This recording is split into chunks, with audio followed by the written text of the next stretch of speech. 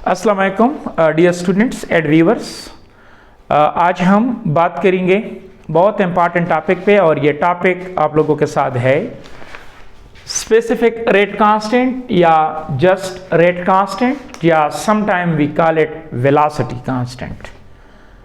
आज हम इस यूनिट पर भी बात करेंगे कि इसका यूनिट क्या है, और फिर एट द एंड हम एक न्यूमेरिकल भी डिस्कस करेंगे, बिकॉज न्यूमेरिकल्स के बगैर हम केमिस्ट्री को प्रॉपरली सीख नहीं सकते। अब आपके सामने मैंने एक रिएक्शन लिख लिया है, और इस रिएक्शन में you people have reactant and you people have products. मैं कहता हूं कि राइट रेट लॉ, और रेट लॉ पे ऑलरेडी मैं बहुत ज्यादा बातें कर चुका हूं, लेकिन रेट लॉ को रिलेट करता है स्पीड और कंसंट्रेशन को। लिहाजा अब यहां पे देख ले तो मैं इसको इस तरह लिख सकता हूं कि dx divided by dt rate of chemical reaction, ये आपके साथ बराबर आ जाएगा k, और मैं लिख सकता हूं a raise to the power, coefficient नहीं लिखूंगा बल्कि मैं लिखूंगा ऑर्डर, m इज ऑर्डर। और ये बात क्लियर होनी चाहिए कि m और a ये बाई चांस बराबर हो सकते हैं, लेकिन this m it is experimental quantity. बहुत से स्टूडेंट का मिसकंसेप्शन कि वो यहाँ पे इसको कोफिशिएंट तस्वर करते हैं, नो। और यहाँ पे मैं इसको लिख लेता हूँ कि ये आ गया b, और b पे मैं लिख लेता हूँ पावर n। ये n और m मैंने इसलिए डिफरेंट लिख लिए ताकि आप लोगों को इस बात पे श्योरिटी हो जाए कि a एंड b ज़रूरी नहीं है कि रेट लॉ में ये बराबर हो, नो। ये बाई चांस सेम हो सकते हैं, बट ये ज़रूरी नहीं है। m एंड n ये है order of a chemical reaction, और ये एक्सपेरिमेंटल क्वांटिटी है जिस पे मैं पहले 3 लेक्चर में डिटेल में बात कर चुका हूँ। अच्छा, अब ये dx डिवाइडेड बाई dt क्या है? ये है आपके साथ rate of chemical reaction.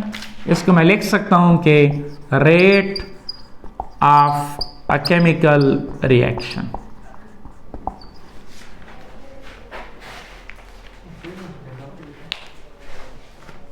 Rate of chemical reaction, rate of chemical reaction. This K is called specific rate constant or just rate constant, just rate constant. अच्छा, स्पेसिफिक रेट कांस्टेंट या rate constant या sometime it is called velocity constant. मैं एक बात बहुत clear बताऊं कि K depend करता है रिएक्शन यानी रिएक्शन के नेचर पे, ये डिपेंड करता है टेम्परेचर पे, ये डिपेंड करता है कंसंट्रेशन पे, लेकिन ये रिएक्टेंट के कंसंट्रेशन पे डिपेंड नहीं करता है। ये बहुत इंपॉर्टेंट पॉइंट है जो आपको क्लियर होना चाहिए, जिस पे हम बाद में आने वाले हैं। अब सवाल यह है कि what is specific rate constant या जस्ट रेट कांस्टेंट। अगर मैं इस तरह कर लूं कि कंसंट्रेशन ऑफ A ये ले लूं 1 मोल्स पर लीटर, और B मैं ले लूं 1 मोल्स पर लीटर, तो फिर मैं ये लिख सकता हूं कि dx, या मैं लिख सकता हूं कि rate of a chemical reaction, rate of a chemical reaction is equal to, ये आ जाएगा आपके साथ just K multiplied by 1 power m and 1 power n। आप 1 पे जो भी पावर ले ले, whatever the power you have, तो हमेशा के लिए इसकी वैल्यू 1 ही बनेगी। लिहाजा मैं इसको लिख सकता हूं कि this is equal to K। लिहाजा यह आ जाएगा आपके साथ rate of reaction is equal to K। अब क्या मकसद है इसका? इसका मकसद ये है कि अगर मैं किसी केमिकल रिएक्शन में कंसंट्रेशन ऑफ A और B ये 1 मोल्स पर लीटर ले लूं, तो यहाँ पे जो स्पीड ऑफ केमिकल रिएक्शन होगा ये स्पेसिफिक रेट कांस्टेंट के बराबर होगा।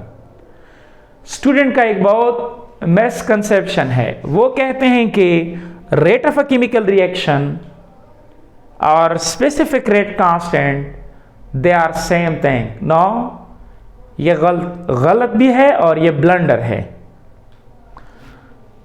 असल में आप लोगों के साथ यूनिट कंसंट्रेशन पे, यूनिट कंसंट्रेशन से मुराद ये है 1 moles per litre A, 1 moles per litre of B.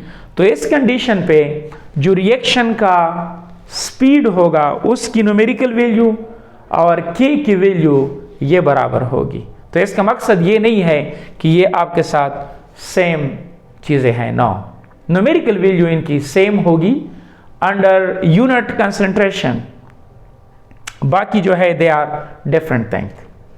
अच्छा, अब रेट ऑफ केमिकल रिएक्शन बराबर है के।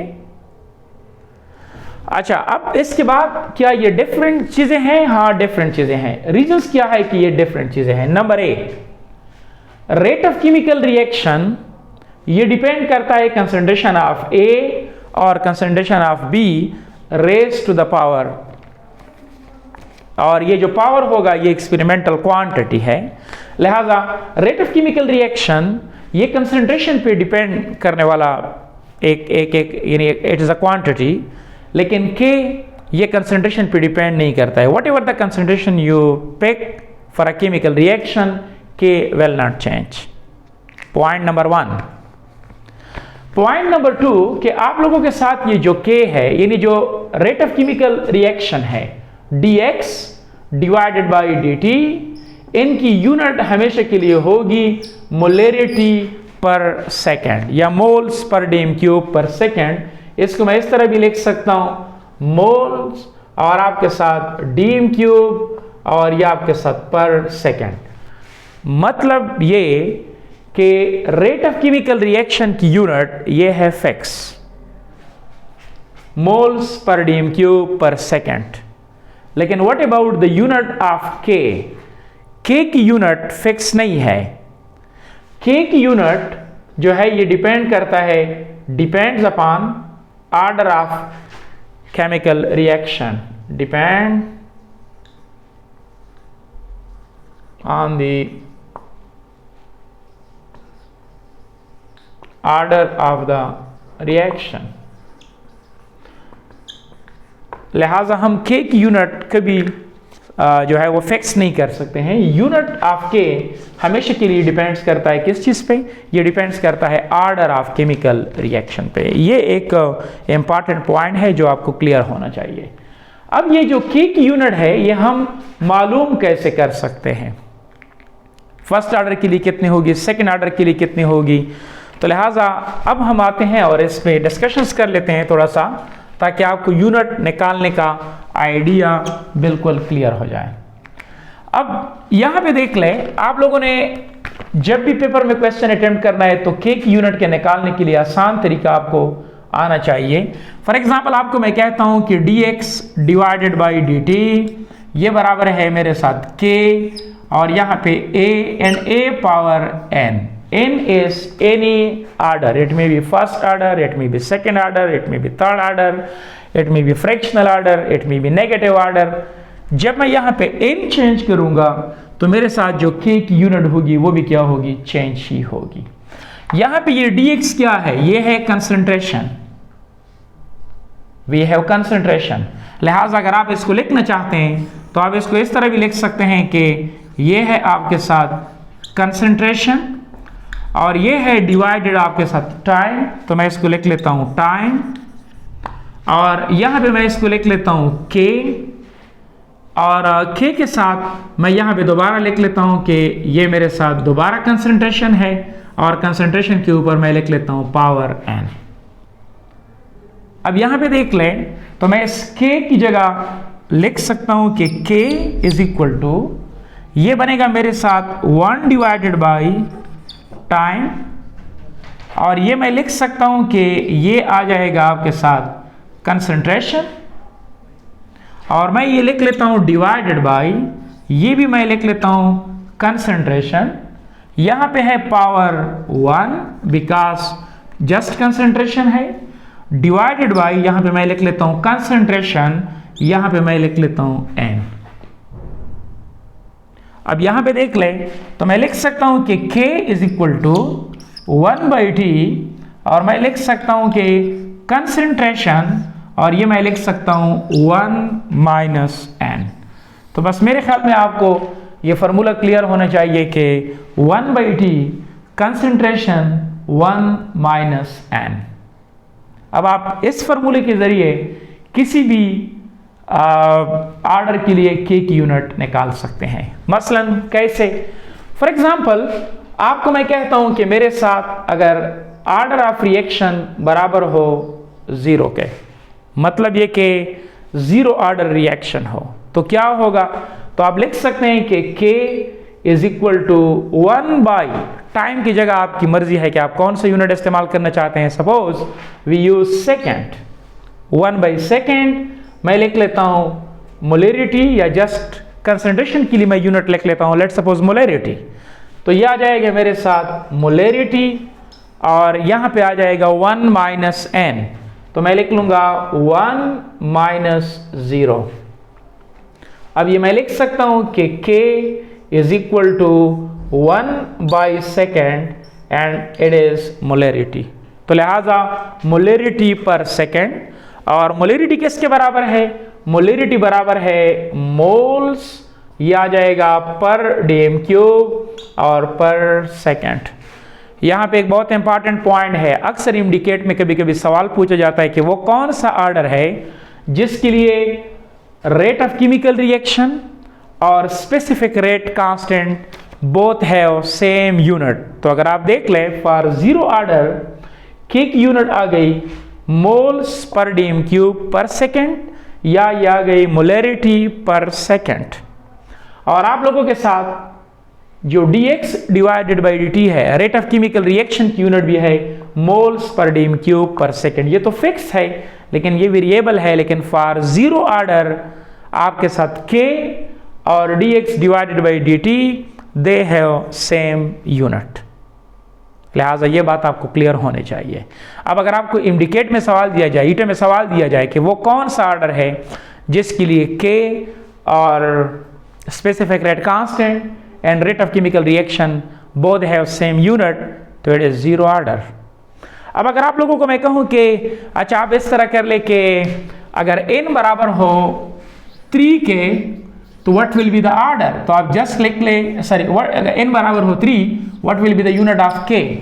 फॉर्मूला है आपके साथ 1/t कंसंट्रेशन, तो आप इसको लिख ले 1 / दिस, और आप लिख ले कंसंट्रेशन, और ये आप लिख ले 1 - ये आप लिख ले 3, 1 - 3। यहां पे देख ले तो ये आ जाएगा आपके साथ 1/t, ये आ जाएगा आपके साथ कंसंट्रेशन, और ये आ जाएगा -2। और मेरे ख्याल में कि अब आप इसको इस तरह भी लिख सकते हैं कि 1/t, और आप लिख सकते हैं 1/ कंसंट्रेशन, और इसकी जगह आप लिख लें स्क्वायर। कहाँ पे? तो अब नहीं आ रहा है ये यहाँ पे, तो स्टार्ट में बता देते, चलो नो प्रॉब्लम। मैं ये चीज़ें ज़रा यहाँ पे जो कुछ है इसको मैं रिमूव कर लेता हूँ। वहाँ पे 3rd ऑर्डर के लिए अगर आपके साथ यूनिट मालूम करना हो तो वहाँ पे ज़रा लाइट का मसला है, और कैमरे में जो लेक्चर है वो पूरा नहीं आ रहा है, तो मैं इसको दोबारा यहाँ पर लिख लेता हूँ। ओके,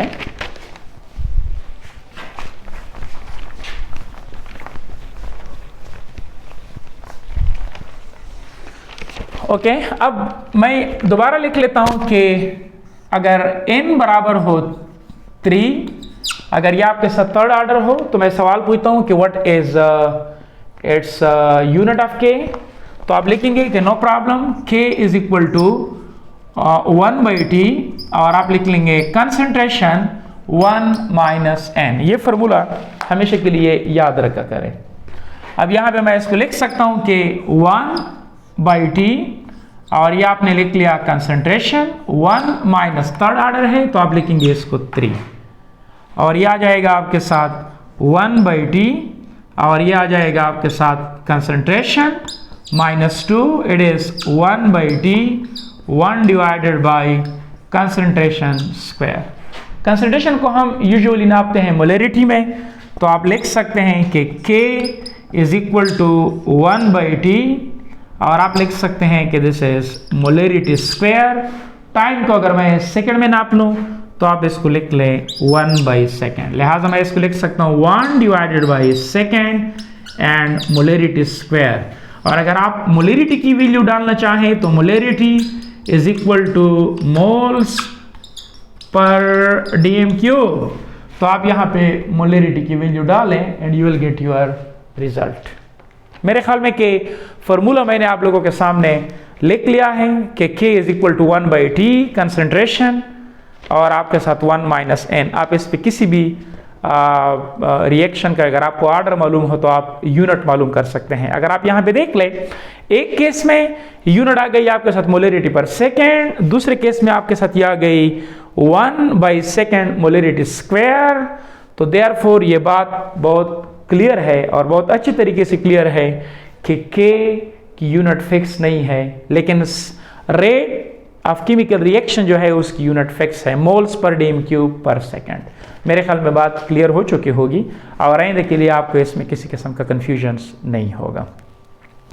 अच्छा, इसके बाद हम एक न्यूमेरिकल डिस्कस कर लेते हैं, और ये न्यूमेरिकल अगेन आप लोग इसलिए सीख ले कि इससे आप लोगों को कुछ फ़ायदा हो जाएगा। लेट्स सी, न्यूमेरिकल मैं जल्दी जल्दी लिख लेता हूँ और आपसे ये एक्सपेक्ट कर रहा हूँ कि आप लोग इसमें मेरा हेल्प करेंगे।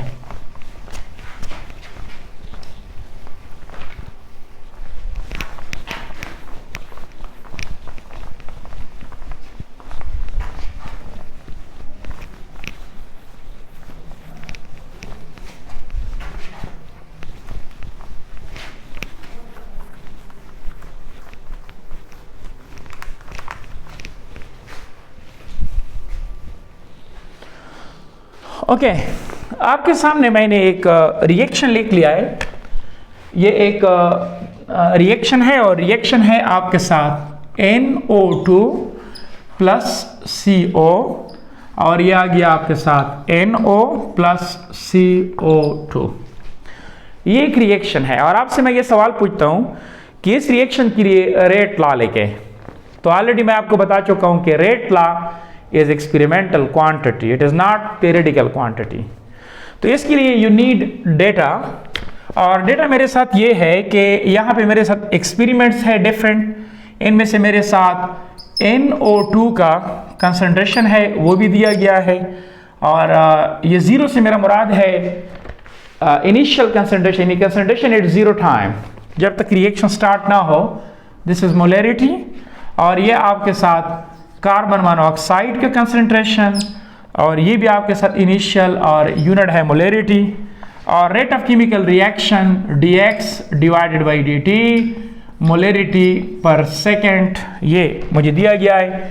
आपके साथ एक्सपेरिमेंट नंबर 1.15, और आपके साथ ये 0.15, और आपके साथ ये स्पीड है 0.011।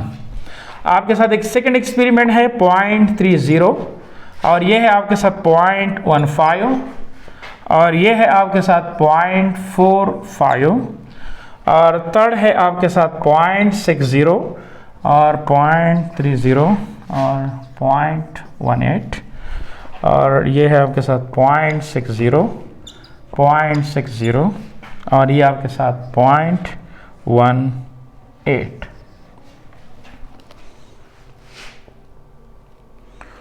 ओके, बल्कि इस लास्ट को हम रिमूव कर लेते हैं। ओके, ये मैंने लिख लिया ये एक्सपेरिमेंट, बल्कि इसको लिख लेते हैं ताकि फिर मसला ना हो, सारा कैलकुलेशन हमारे सामने क्लियर हो। ओके, अब मैं कहता हूँ कि इसके लिए दो काम कर ले, रेट लॉ लेके, और रेट लॉ तो हमें पता है कि मैं इसको मैथमेटिकली लिख सकता हूँ कि dx divided by dt rate of chemical reaction, ये मेरे साथ बराबर होगा K, और ये मैं लिख सकता हूँ NO2 और यहाँ पे power alpha, because alpha is experimental quantity, and CO, it is the experimental quantity, it is called beta.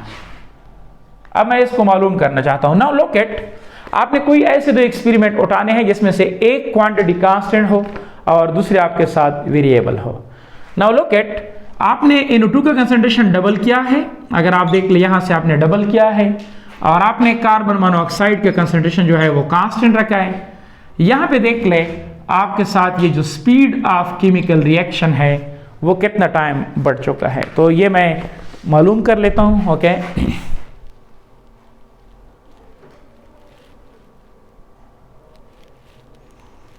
Calculator है बाबर? 0.045 divided by 0.011. यहाँ पे अगर हम देख लें तो मेरे साथ इस पे गौर कर लें. अगर आप देख लें यहाँ पे मैंने कंसंट्रेशन को डबल किया हुआ है, लेकिन यहाँ पे स्पीड ऑफ केमिकल रिएक्शन ये 4 टाइम्स बढ़ चुका है. अगर आप इस तरह कर ले कि 0.045 डिवाइडेड बाई, इसको कर ले 0.011 से, तो इससे आता है समथिंग 4. इट मींस कि मेरे साथ अगर मैं कंसंट्रेशन ऑफ NO2 को डबल कर लूं तो रेट ऑफ रिएक्शन बढ़ता है 4 टाइम्स. लिहाजा अगर ये 4 टाइम्स बढ़ रहा है, इट मींस कि मेरे साथ rate of chemical reaction dx divided by dt, it is directly proportional to NO2 और यहां पे मैं लिख लेता हूं पावर 2. बिकॉज अगर मैं कंसंट्रेशन को डबल कर लूं तो रेट ऑफ रिएक्शन 4 टाइम्स बढ़ता है. यहां पे देख ले, अगर मैं इसको डबल कर लूंगा तो 2 पावर 2 ये बनेगा 4 टाइम्स. लेकिन अगर मैं ये भी डबल करता, ये भी डबल होता, तो बस मैं डायरेक्टली समझ जाता कि यहां पे पावर 1 है. लेकिन यहां पे अगर आप देख ले, जब मैं कंसंट्रेशन को डबल कर लूं तो मेरे साथ रेट ऑफ रिएक्शन कितना बढ़ रहा है? ये रेट ऑफ रिएक्शन मेरे साथ 4 टाइम्स बढ़ रहा है. फैक्टर 4 के लिहाज से बढ़ रहा है. एक और एक्सपेरिमेंट भी आप कर ले. अगर आप देख ले, ये कंसंट्रेशन, क्योंकि इस एक्सपेरिमेंट और इस एक्सपेरिमेंट में फर्क यह है कि ये भी चेंज किया गया है. मैंने ऐसे दो एक्सपेरिमेंट सेलेक्ट करने हैं जिसमें से एक क्वांटिटी कांस्टेंट हो, ताकि आप ये ना कह सके कि स्पीड ऑफ केमिकल रिएक्शन इसकी वजह से चेंज हो गया है. नो, यहाँ पे आपने कार्बन मोनोऑक्साइड का कंसंट्रेशन जो है वो सेम रखा है, इसलिए इसके कंसंट्रेशन चेंज नहीं हो रहा है. अगर ये चेंज नहीं हो रहा है तो कंसंट्रेशन सिर्फ और सिर्फ एक एक्सपेरिमेंट में NO2 का 0.15 है और दूसरे में 0.30 है. तो लिहाजा आपके साथ स्पीड ऑफ केमिकल रिएक्शन भी 4 टाइम्स बढ़ रहा है.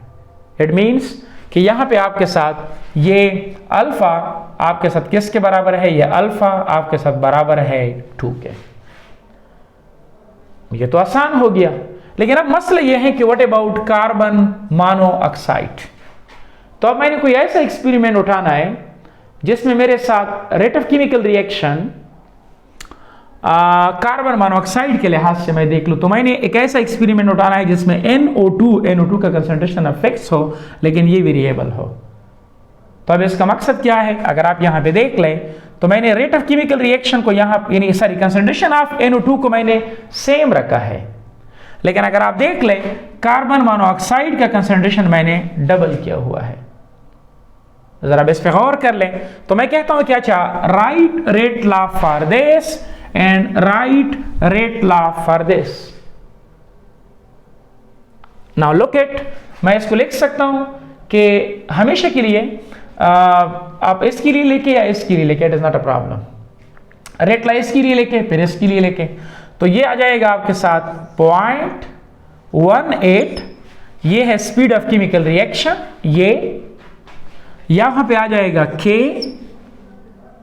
और यहां पे आ जाएगा concentration of NO2, it is 0.60 and here it is alpha, और ये आ गया आपके साथ 0.60 और ये आपके साथ beta. This is my equation number 1. इसके बाद नेक्स्ट आप देख ले तो आपके साथ दूसरे एक्सपेरिमेंट में आपके साथ अगेन 0.18 ये बनेगा K, ये बनेगा 0.60 अल्फा, और ये बनेगा आपके साथ 0.30, it is beta, and this is equation number 2। अब यहां पे देख लें, आप लोग मुझसे सवाल कर सकते हैं कि K और K ये तो आपने सेम ले लिया इसलिए कि मेरा रिएक्शन सेम है। अच्छा, अब आप इस तरह कर ले कि इक्वेशन नंबर 1 को 2 पे डिवाइड कर ले, 1 को 2 पे डिवाइड कर ले। मैं डायरेक्टली इसको डिवाइड भी कर लेता हूं। तो अगर आप देख ले K and K cancel out, ये और ये कैंसल आउट बिकॉज ये सेम है, बराबर है। तो जब आप इसको इस पे डिवाइड कर ले, ये बनेगा 2। मतलब ये कि मैंने कार्बन मोनोऑक्साइड का कंसंट्रेशन डबल किया है, तो मैं लिख सकता हूं कि 0.18 डिवाइडेड बाई 0.18, इससे आ जाएगा 1।